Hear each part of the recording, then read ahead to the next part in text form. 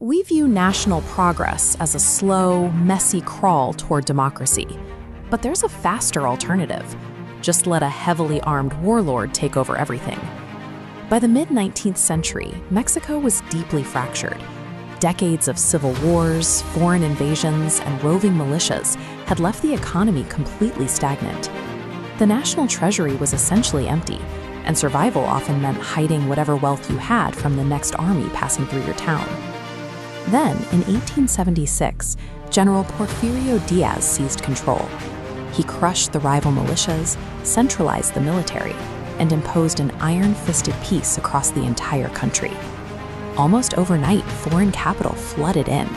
Dirt roads transformed into paved avenues, cities rapidly expanded with early electric trams, European architecture, and massive public works. On paper, this 30-year span, known as the Porfiriato, looks like the ultimate triumph of a dedicated leader dragging a chaotic nation into the modern age. Economists view this era through a different lens, using a concept developed by sociologist Mancur Olson. It's called the theory of the stationary bandit. A roving bandit travels from town to town, stealing everything and destroying whatever is left. A stationary bandit, however, settles down. He violently stops all the other thieves, protects the citizens, and lets them generate wealth so he can consistently skim a cut off the top. He builds roads, enforces contracts, and maintains a strict monopoly on violence. Not out of charity, but because a rich, secure population yields infinitely higher tax revenue than a terrified poor one. Porfirio Díaz operated by this logic. He didn't end the chaos to set the people free. He ended it to secure his own revenue streams. The golden age of the Porfiriato was a perfectly optimized, highly efficient extraction machine, hiding in plain sight. To understand how this machine worked, look at the railroads. The state funded massive engineering projects that spanned the desert and cut through mountains. But these weren't built for the daily commute. This chart tracks the growth of the Mexican railway network. In 1880, the country had just over 1,000 kilometers of track. 30 years later, it had nearly 20,000. These tracks were heavily subsidized and strategically routed to connect isolated regions directly to the United States border. Transport costs dropped to a fraction of a cent, making it suddenly viable to ship massive, heavy payloads across the continent.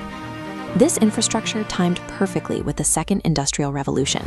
Factories worldwide suddenly had an insatiable appetite for industrial minerals, like copper, lead, and zinc, and Mexico had mountains of it. To get it out of the ground, Díaz rewrote the national mining codes in 1884 and 1892. Reversing centuries of legal precedent, he handed subsoil property rights directly to private owners and slashed taxes to lure in foreign corporations. Giving away national resources seems counterintuitive until you run the numbers. Taxing 10% of a multi-billion-dollar foreign-funded boom generates far more cash for the state than holding 100% of an unexploited empty mountain. Every government-subsidized mile of track and every corporate mining concession functioned as a deliberate investment. They exponentially multiplied the taxable wealth the regime could harvest. Extracting wealth requires a place to store and leverage it, so the regime turned to the banking sector, engineering the creation of the Banco Nacional de Mexico, or Banamex, in 1884. The government granted Banamex extraordinary legal superpowers. They gave the bank the exclusive right to print massive volumes of paper currency nationwide, virtually exempted them from taxes, and appointed them as the official collector of federal revenue. In a completely free market, intense competition eventually drives corporate profits down to zero.